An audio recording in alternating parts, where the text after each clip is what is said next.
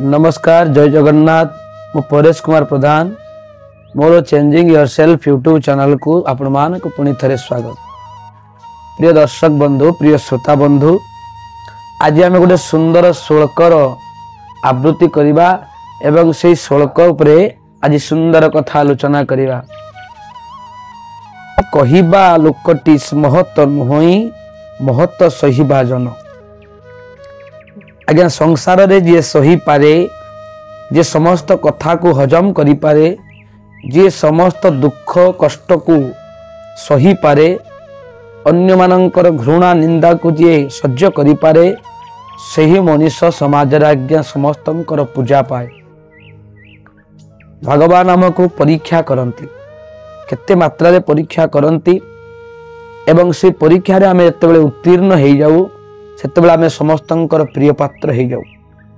तेणु भगवान कहिले आमको धैर्य साहस रखिबा पई पड़िबो केतेबेले जाए ना जेतेबेले जाए आमे संपूर्ण भाव रे तैयारी हेई नहु जेतेबेले जाए आमे संपूर्ण भाव रे अन्य मानकर प्रिय पात्र हेई पारु नहु सेतेबेले जाए आमको सहिबा पई पड़िबो।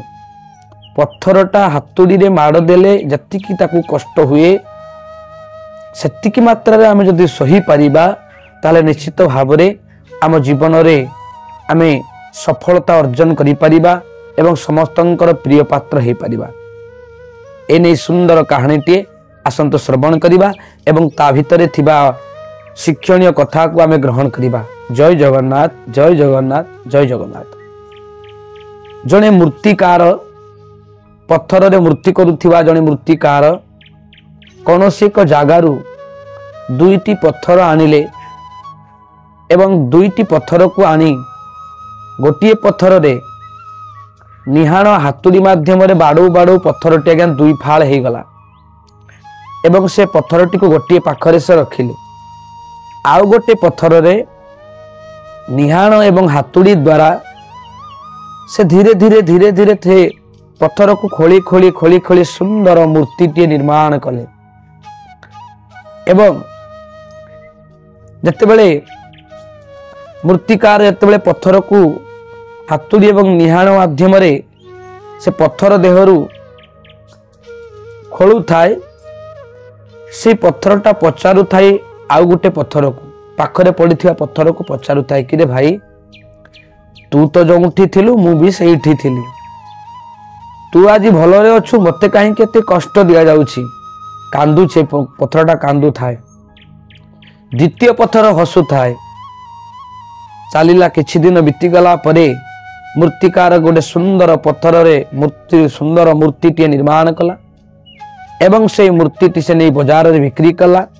बिक्री करिवा परे सेई मूर्ति जतेबेले मंदिर रे पूजा पाइले जतेबेले मंदिर रे समस्तंकर आदर हेले मंदिर रे जतेबेले भोग राग इत्यादि रे बास्ना धूप बास्ना झुणा बास्ना रे जतेबेले मंदिर रे से निजर बसति स्थापन कले सेतेबेले से आश्चर्य हो गले एवं पचारु थाए सामना रे पड़िथिबा मंदिर सामना रे पड़िथिबा पत्थर सहित तार पुणी एबे कथावार्ता एबे मंदिर सामना रे पड़िथिबा पत्थरटा कांदु थाए आ भितरे मूर्ति पत्थरटा हसु थाए।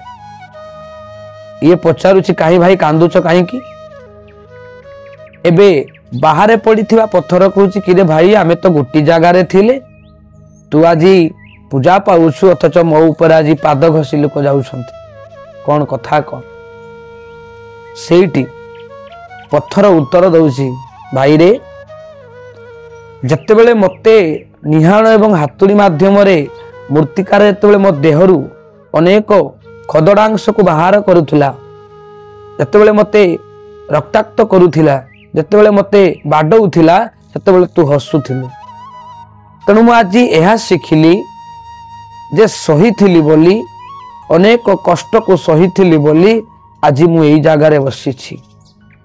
गल्पटी आज्ञा छोट हो पारे तो मो कहिबार कथा आज्ञा जीवन रे जे सही पारे ताको समस्ते पूजा करंती समस्ते ताको भल पाती समस्ते तार प्रिय पात्र हो जाती।